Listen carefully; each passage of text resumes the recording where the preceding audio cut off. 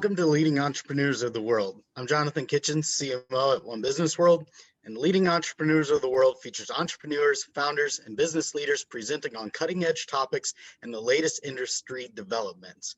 Today, we're very pleased and excited to welcome global entrepreneur Casey Binkley. Casey is the founder and CEO of Movia. Casey helps brands maximize their advertising results with a unique combination of mobile ads and technology. Movia installs tracking and Wi-Fi collecting devices onto trucks acting as moving billboards, offering real-time impression analytics and retargeting opportunities. Brands can view their real-time dashboard to see when and where and who saw their message and track their ROI. They can then build relevant audiences and reach them again on their mobile devices, increasing overall effectiveness far beyond what traditional out-of-home can offer. Casey, thanks for being with us today. We're super excited to hear about Movia and the technology and the idea kind of driving this. This has been extremely interesting to learn about up to this point. And before we jump into kind of how the pandemic and everything has dealt with out-of-home advertising, I'd love to kind of give some background for viewers on, where this all started and how you kind of developed this to spring into this space. Most definitely. Thanks very much for having me on the show here, Jonathan. It's awesome. And hi to the entire community. Nice to meet everyone, and thanks for tuning in. So yeah, I've been an entrepreneur for, I can truly say I'm a bit of a serial entrepreneur. I came up with this idea about 5 years ago, I guess closer to 6. So after university, me and another partner ran a manufacturing business. We manufactured plastic homebrew equipment, and we manufactured in Michigan and China. We sold the products in roughly around 1,400 retail stores across 45 countries. We did very well and scaled the company again quite well. But it was just, I was kind of getting to a point where I was in the beer industry. It was a lot of fun. But definitely doing a little bit too much drinking. And I certainly know I'm in advertising, so there is some drinking, but it's not quite like the beer industry.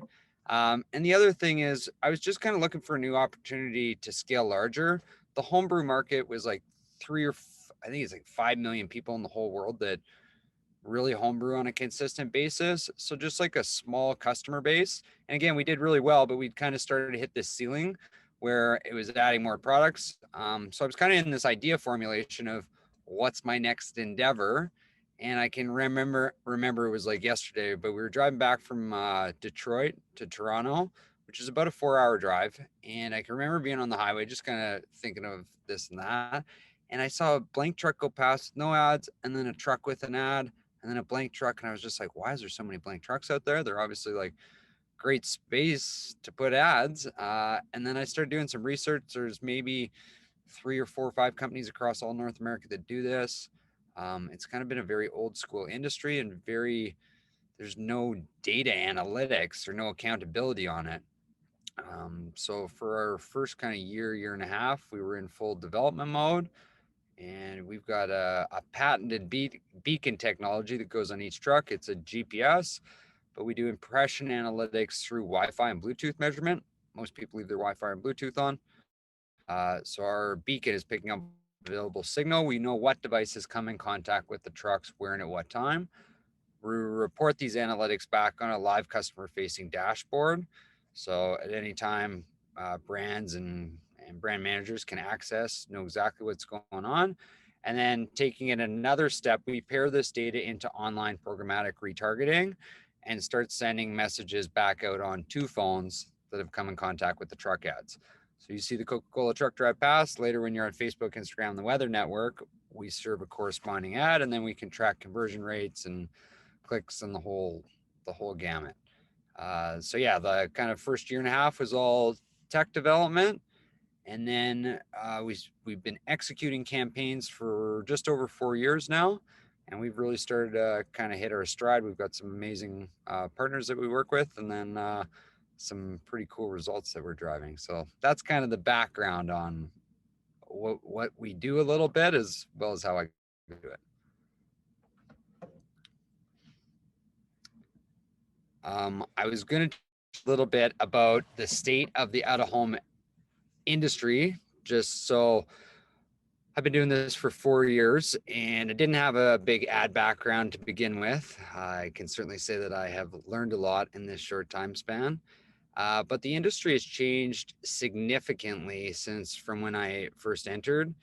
And a lot of that has been shaped by COVID. I know COVID has certainly affected pretty much every single industry, some better than, some are doing better than others, that's for sure. And I guess kind of when this first started, like back, I guess about a year ago at this point, a lot of brands just kind of want a lot of market, and everybody was extremely worried about not having proper messaging up or portraying something that they shouldn't. It was very sensitive, touchy times. So for us, we saw a major, and this was pretty much for any sort of ad company, at least in the traditional ad space. A lot of brands just pulled out of campaigns because they just didn't want to run them. And we definitely saw that. We went down to about 25% of what was booked and sold in our network. About 75% of it got pulled down because, again, brands were just worried about being in market and not having the right messaging. So over the past kind of for about 6 months or so, it stayed close to that. A lot of dollars shifted into digital because obviously people are still on their phones or their devices. And then as well, there was a lot of dollars that shifted into TV because, again, a lot of people were staying at home. So like TV had a bit of a rebound.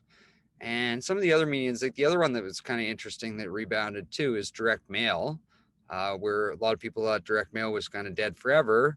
But now that everybody's at home and there's just a little bit more time on everyone's hands, the direct mail component has really bounced back. So it's been interesting to kind of see stuff switch around.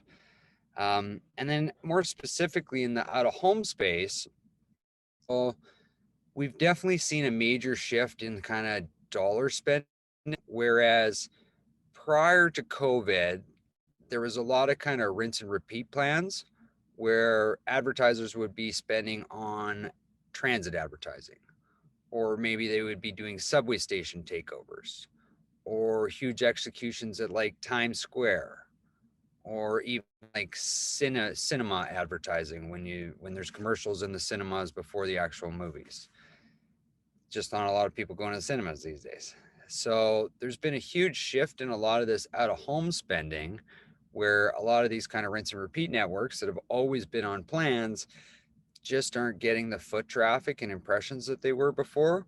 And it's hard to say how quickly like some of these networks are going to rebound. We do our work, probably about 70% of our campaigns are in the US. Certainly execute a lot in Toronto. We're based in but again, we operate in both sides of the border. But I know that the numbers in Toronto were that it was something like 10 or 15% of people just decided they weren't going to go back and ride transit, period, anymore. They just didn't feel comfortable with it. And there was another like 30% that were only going to go back and ride transit once the vaccine had been administered or kind of out to the general population. So that, potentially can be a long road. So yeah, there's been a lot of kind of spending shifts, and it's been terrific for us because a lot of our network has become very active with our trucks, especially on residential. And again, brands are kind of looking at innovative ways to reach their target, their demo. And so it's just, there's new stuff out there. I mean, the other thing that I would say is with COVID, there was a lot of brands that kind of went silent and decided not to engage as much.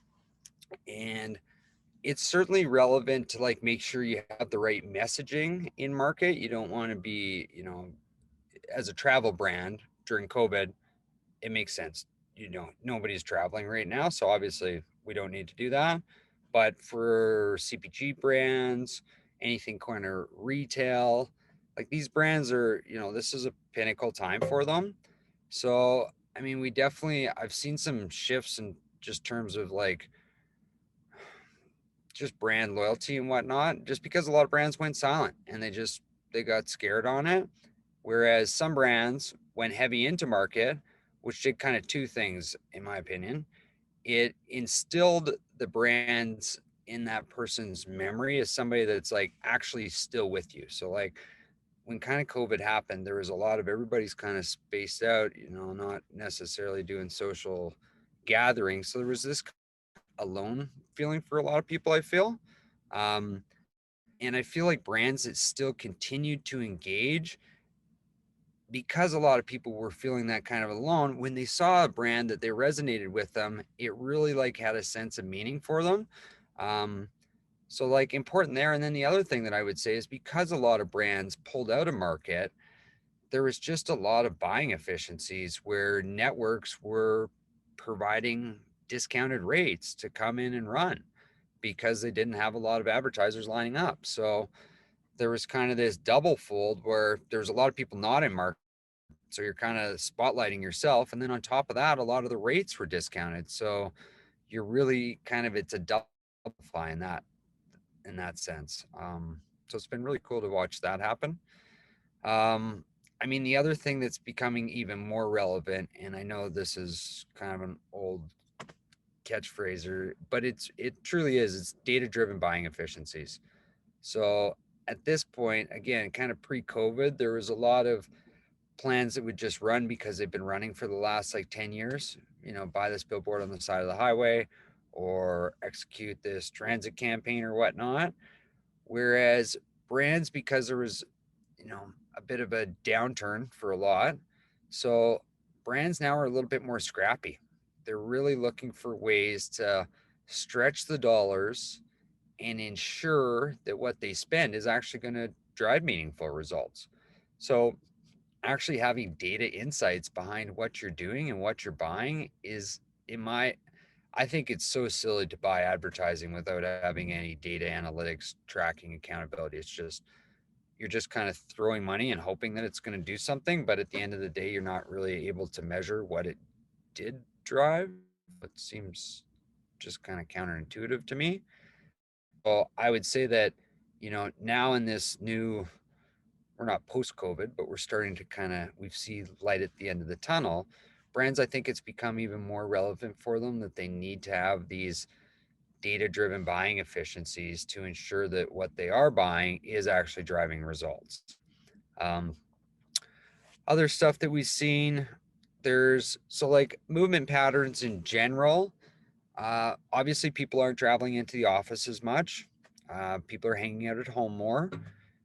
There's been a lot of out by the like OAAA, the Advertising Association of America, and a few stats that have really stuck with me is people are out walking in their neighborhoods. It's like 73% more than what they were before, just because they have time on their hands and they don't really have a whole lot else to engage with. So like people are actually out and about just going on general walks more. The other stat that's really stands out is screen overload. So there's been a lot of people that are stuck on couches watching Netflix. They're on their phone. It's just screen, screen, screen. And there's been a lot of studies out now that's saying that a lot of people are just kind of turning to screen overload where, yeah, they're on their device or whatnot, but they're not actually like paying attention because it's just become this mundane thing that they're doing all the time. And then the other shift is like all this e-commerce. It's been really cool. So the stat that I know, at least that I've seen, is e-commerce is up 30% pre-COVID. So it's been a big shift for a lot of this online stuff. And I feel like any of these like direct consumer brands that have been heavy in market during this are truly crushing it. They are doing very well because people are still, and at this point you're not spending, you're not really spending on dinners going out depending on where you are. So there's more money around that people are buying stuff for their houses or boats or toys. So there's just been a lot of cool spending shifts that we've seen. um, why is out of home still important? So again, as the lockdowns continue to ease up and populations get back out and about, because a lot of people have been on this screen overload, we're now starting to see that the engagement rates on out of home are increasing, in the sense that people get out and about, they're way more in tune with what's going on. They're excited to go for that Saturday afternoon drive and just look at anything that's out there. So there's kind of we're starting to see a fairly large resurgence in out of home as we start to, move into this post lockdown, or starting to head in that direction where people are engaging in that sense. Um, there's less travel time, but when they're out, it's more meaningful. And out of home really makes people feel real. So it connects with them in a sense that, like, it's an actual physical ad opposed to just a digital ad on your screen. And then looping in all like retargeting and whatnot. So that's kind of my outlook on the industry as like cool trends that are happening. Um, I would say for us internally, like, again, a bit of an overview. We do data-driven mobile billboards. So we're partnered with third-party delivery companies that are out doing general deliveries in market, and we piggyback on their model to put ads on their trucks.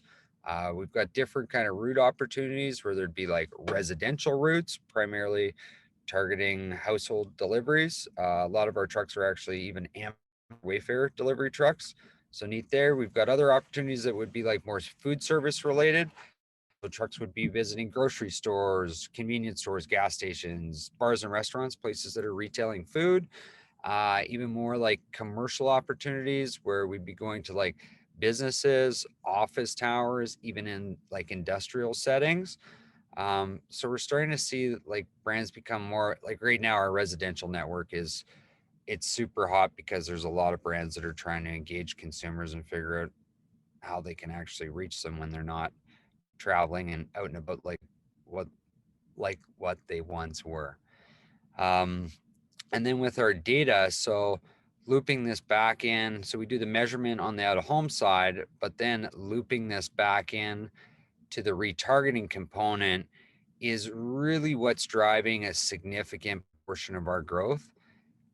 Brands have, again, through COVID, realized the importance of starting to link this data together. Whereas you would normally typically have an out of home buy. So you would buy your billboards and that would kind of be siloed here. And then you would have a digital buy that's happening at the same time. Whereas when you start to combine these campaigns into a more of an omni-channel strategy, it really starts to amplify results. What we've been seeing, so we do what we call frequency threshold retargeting. So when we do a billboard or a truck side campaign, it'll be a 4-week, 12-week campaign. We'll be running 5 trucks, 10 trucks, 20 trucks in a certain area. We'll be building impressions and then also building a retargeting pool. So when we start ads back out onto the phones, that's going to go to a select demo that the brand wants to engage with. So maybe it's males 24 to 32. So again, the truck ads are seen by everyone, but when we engage on a mobile, resend the similar ad back out onto that phone, it's going to go to that select demo, males 24 to 32. On top of that, we've been layering in what we call frequency threshold retargeting, where out of home is powerful in the sense it's not like you see a billboard once or twice and want to buy right away. It's you've seen it 5 times or 10 times or 20 times. Now it's becoming top of mind. It's relevant. So what we'll do on our campaigns for the retargeting is we'll set the threshold to say like 10. So we're only going to engage devices that are males 24 to 32 once they've seen the truck ads 10 times or more. And through that, what you're really doing is building that top of the funnel brand awareness, because nobody's just going to see an ad and immediately want to buy. It's, again, you've seen it 5 times or 10 times or 20 times. Now it's top of mind. And if it's relevant to you, you're potentially going to action. But it's got to become that top of mind before you're going to action. So that's kind of the power of combining home and digital, in the sense that out of home from a CPM perspective, cost per thousand. So that's 1,000 impressions costs $1 compared to $10. So the cost per thousand on an out of home platform is going to be significantly cheaper than a digital platform. So what you're doing in the sense is you're building that top of the funnel brand awareness at a very cost effective CPM rate, so that when you do spend the digital dollars, the more expensive CPM, one, that person that you're engaging now is actually, it's relevant because they've again seen the brand, there's top of funnel already built.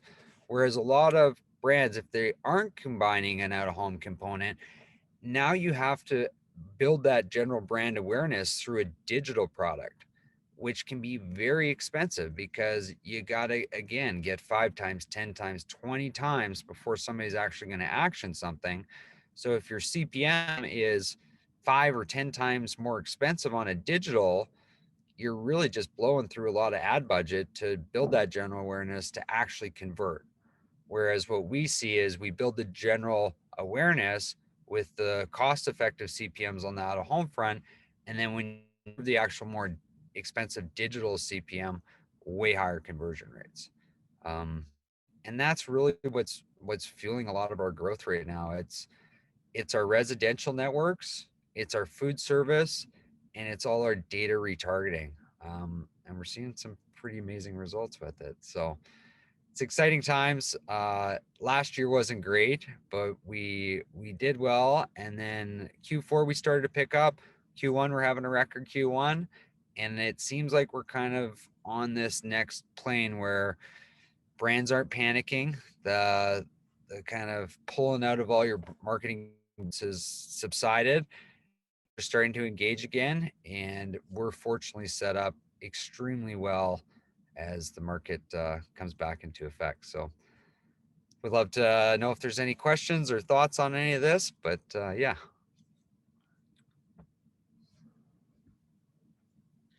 Awesome. Thanks, Casey.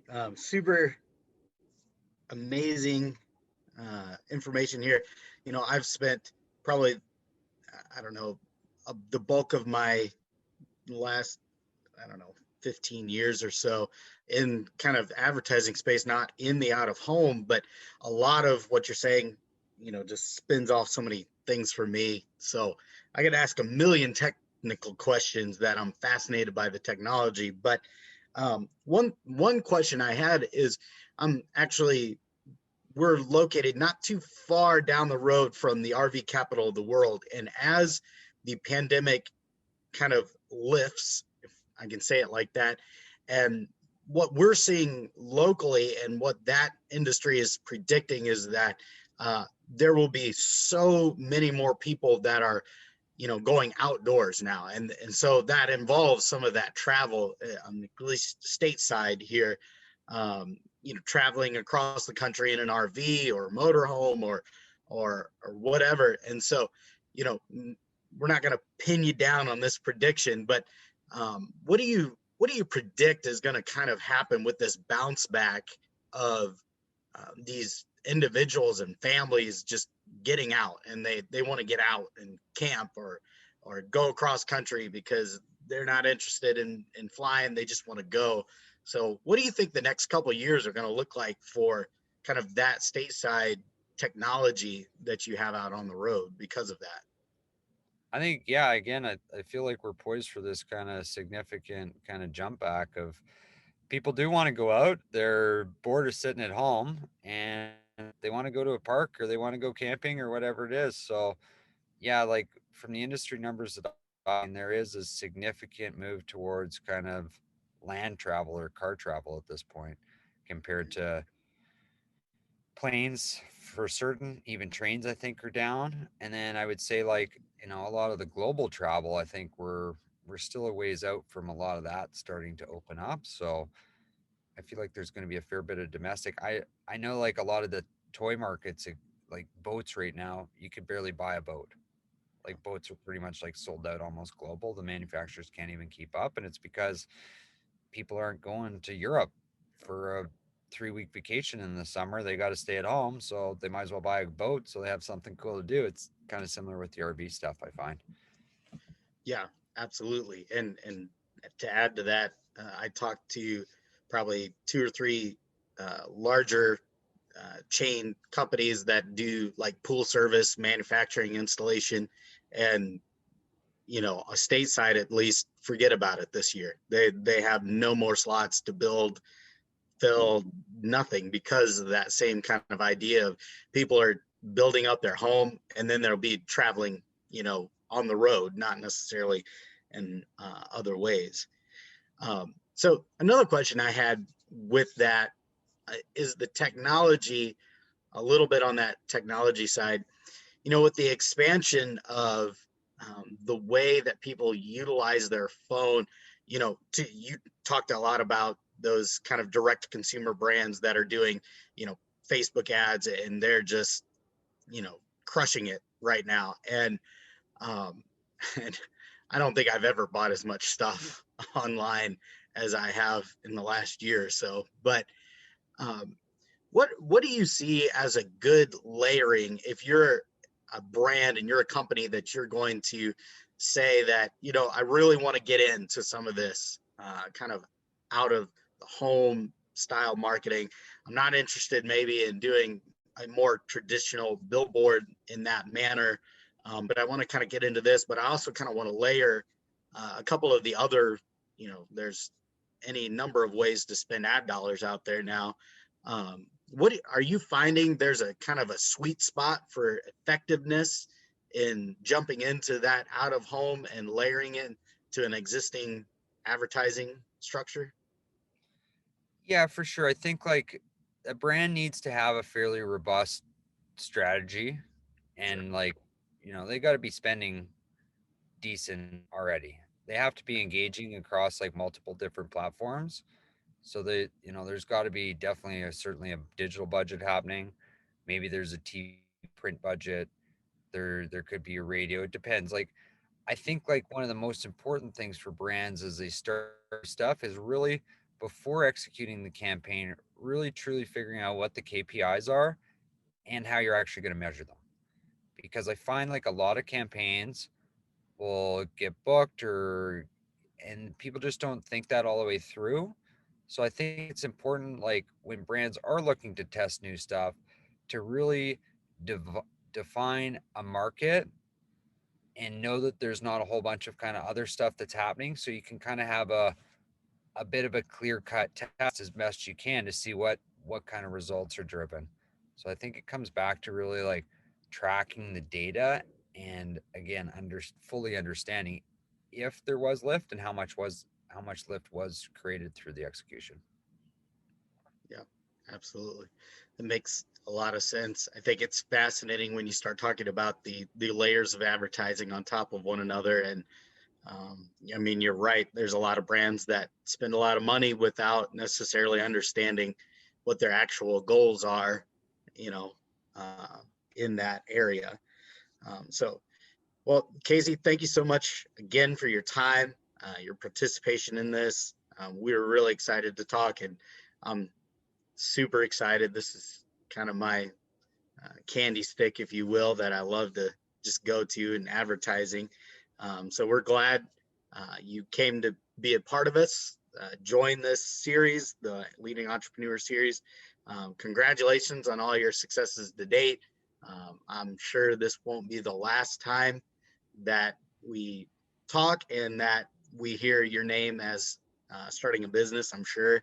And we're excited to follow your progress and continue supporting Movia and admiring your growth, maybe from afar. And so definitely look forward to speaking with you again soon. Thank you, Jonathan. Really appreciate being on, and you guys do is killer. It's awesome to bring a community together. Entrepreneurs are unique people, so it's always good to connect. Yeah, But yeah, I really appreciate it and wish everybody with you and everyone on your team all the best, and anybody that's watched this. awesome. Thanks, Casey. And we'll talk to you again soon. Sounds good. Thanks, Jonathan. Thank you.